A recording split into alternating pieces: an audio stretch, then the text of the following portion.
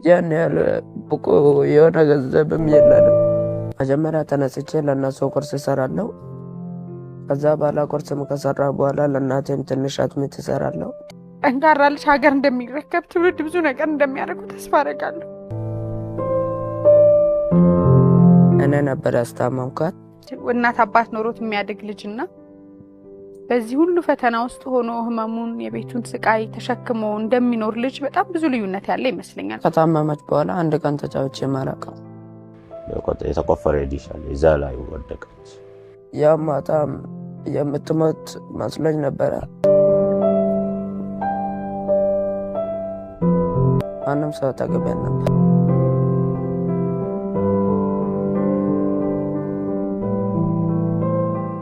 ትንሽ ነገር እናትን ብቻ ስታስታምም በዚህ እድሜ ትንሽ ንገረን።